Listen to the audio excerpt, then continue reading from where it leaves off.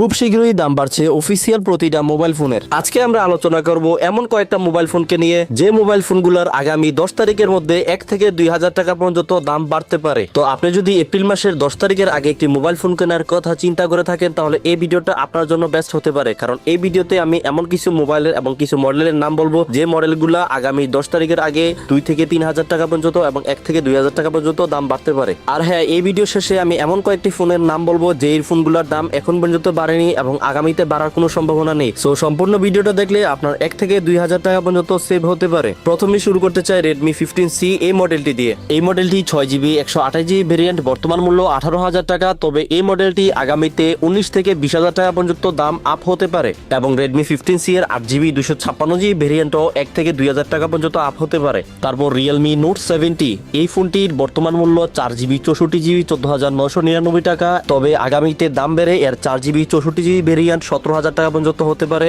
এবং Note 70 128GB ভেরিয়েন্টও 1 থেকে 2,000 টাকা প্রাইস আপ হতে পারে। তারপর কথা বলতে চাই Infinix Smart 10 এবং Smart 10 Plus নিয়ে, যে ফোনগুলোর 1 থেকে 2,000 টাকা প্রাইস 100% আপ হতে পারে। Infinix Smart 10 এর 3GB 64GB ভেরিয়েন্টের বর্তমান মূল্য 13,999 টাকা। তবে এই ফোনটির 1,000 টাকা প্রাইস আপ হতে পারে এবং Smart 10 Plus এর বর্তমান মূল্য 14,999 টাকা। এই ফোনটির 1 থেকে 2,000 টাকা প্রাইস আপ হতে পারে। তারপর কথা বলতে চাই Redmi Note 15 এই ফোনটিকে নিয়ে। এই ফোনটি মার্কেটে লঞ্চ হওয়ার পর এখন পর্যন্ত 1 টাকা প্রাইস আপ হয়নি। এই ফোনটিতে 2 থেকে 3,000 টাকা পর্যন্ত প্রাইস আপ হতে পারে। Redmi Note 15 এর 6GB 128GB ভেরিয়েন্ট বর্তমান মূল্য 27,999 টাকা এবং 8GB 256GB ভেরিয়েন্টের বর্তমান মূল্য 29,999 টাকা। তবে এই ফোনটি প্রাইস 2 থেকে 3,000 টাকা পর্যন্ত আপ হতে পারে। তারপর বলতে চাই রিসেন্টলি লঞ্চ হওয়া Oppo A6K এই ফোনটি নিয়ে। এই ফোনটি 6GB 128GB ভেরিয়েন্টের বর্তমান মূল্য 21,999 টাকা। তবে এই ফোনটি প্রাইস 1 থেকে 2,000 টাকা পর্যন্ত আপ হতে পারে 10 তারিখের আগে। তারপর আরো রয়েছে Redmi A7 এবং A7 Pro এই দুইটা ডিভাইস লঞ্চ হওয়ার পর এখন পর্যন্ত 1 টাকা প্রাইস আপ হয়নি।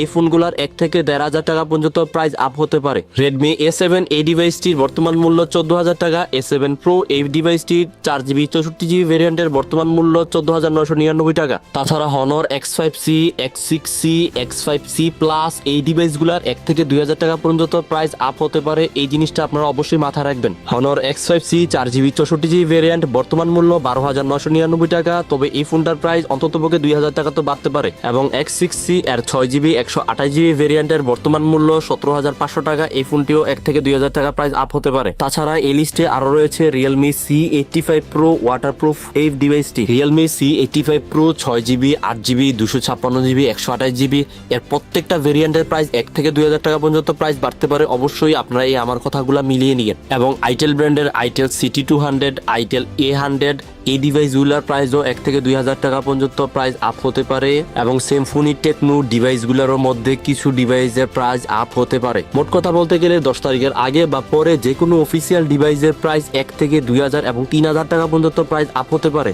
এখন কথা বলা যাক যে ফোনগুলোর প্রাইস পূর্বে বাড়েনি এবং আগামীতেও বাড়ার কোনো সম্ভাবনা নেই ওই ফোনগুলোর প্রসঙ্গে। তার মধ্যে প্রথম রয়েছে Realme C75, Realme C75X এই ডিভাইসগুলো মার্কেটে লঞ্চ হওয়ার পরে এখন পর্যন্ত 1 টাকাও প্রাইস আপ হয়নি এবং আগামীতেও আপ হওয়ার কোনো চান্স নেই। তার মধ্যে আরো রয়েছে Redmi 12, Redmi 13, Redmi A5 এবং Symphony Itel এই ব্র্যান্ডগুলোর কিছু ডিভাইস। সো রিসেন্টলি আপনি যদি একটি মোবাইল কিনতে চান তাহলে দেরি না করে খুব দ্রুত, বিশেষ করে এপ্রিলের 10 তারিখের আগে যে কোনো একটি ফোন কিনে ফেলতে পারেন। এক্ষেত্রে আপনার 1 থেকে 2,000 এবং 3,000 টাকা পর্যন্ত সেভ হতে পারে।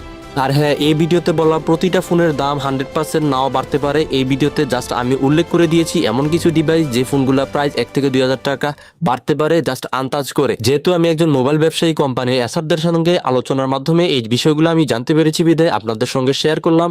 অবশ্যই মোবাইল কেনার ক্ষেত্রে সতর্ক থাকবেন, ভালো থাকবেন, সুস্থ থাকবেন। এমন আরো নতুন টেক টিপস পেতে চাইলে আমাদের চ্যানেলটি সাবস্ক্রাইব করে যাবেন। ধন্যবাদ। আসসালাম।